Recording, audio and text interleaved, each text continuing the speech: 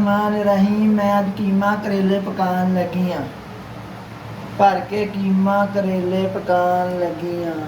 हुण मैं पावांगी किलो कीमा, आधा किलो करेले, 2 प्याज, 4 मिर्चे, 1 टमाटर, अदरक लसन का पेस्ट, हल्दी। हुण मैं लगी हाँ चुल्हा चलावन। हुण लगी हाँ कढ़ाई चढ़ान।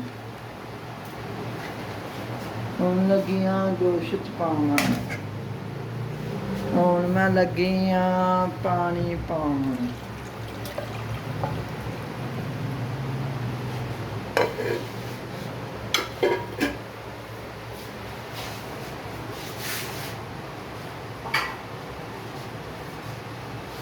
हुण इहनूं कर देंगे बंद। चल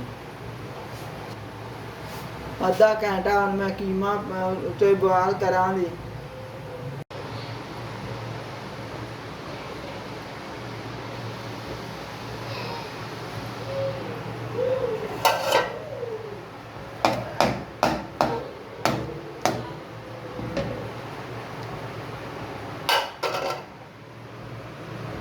कीमा हो गया बॉयल ते हुण मैं इहदे विच लगी हाँ घ्यो पावन।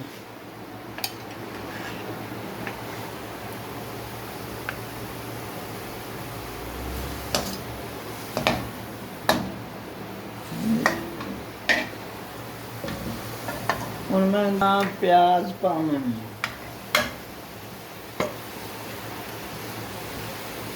हुण मैं इहदे विच लगी हाँ टमाटर पावन। हुण मैं इहदे विच लगी हाँ अदरक लहसुन का पेस्ट पावन। हुण मैं इहदे विच लगी हाँ सब्ज़ मिर्चां पावन। हुण लगी हाँ इहदे विच हल्दी पावन।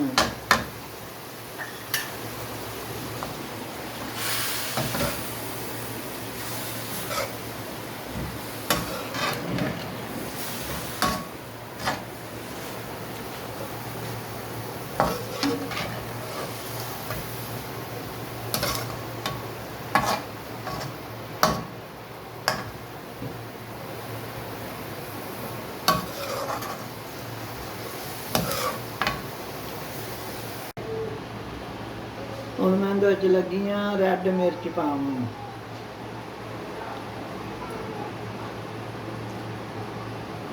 रैड मिर्च पा दी है।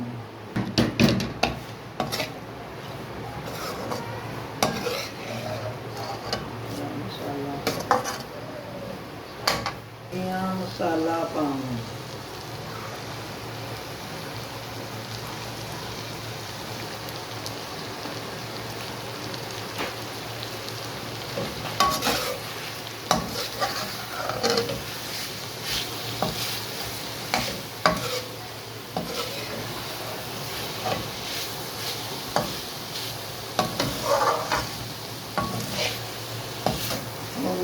हो गया है तैयार।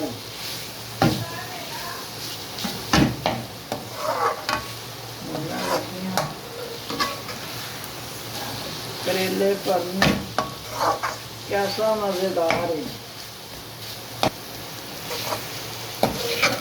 खुशबू बड़ी अच्छी है। खान च भी इन्ना ही अच्छा होएगा जैसी खुशबू है। हुण सारियां भैणां अपनी अपनी ट्राई करके ते डिश तैयार करके खुआनी अपने बच्चों को। बच्चों को बड़ी पसंद है। ईद ते आद्या जब बच्चों को आना पसंद के खान बना के खुआना। भरन लगी हाँ करेले भर के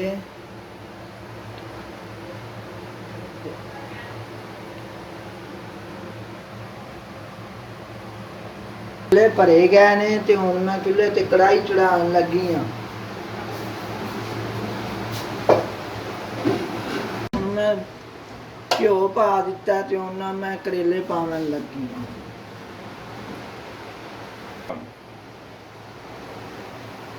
हुण मैं करेले पावन लगी हाँ।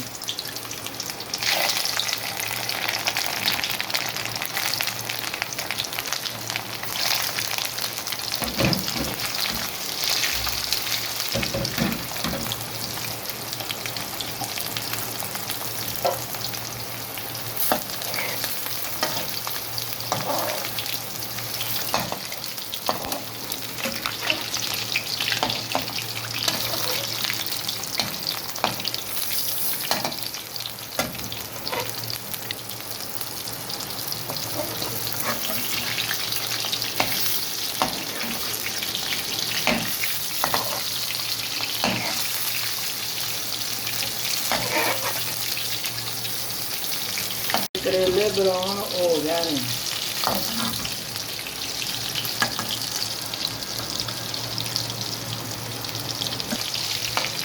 खुशबू बड़ी अच्छी है, सांच भी एडे ही अच्छे होंगे। सारिया भैन अगे कीमा करेले बनाने, सारे बच्चों को पसंद आते हैं।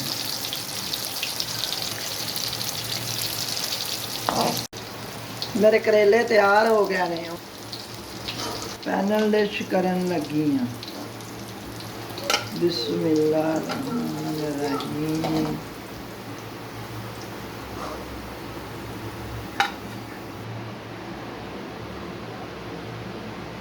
मेरी फाइनल डिश हो गई है, तो लाइक करो तो शेयर करो। अल्लाह हाफिज़।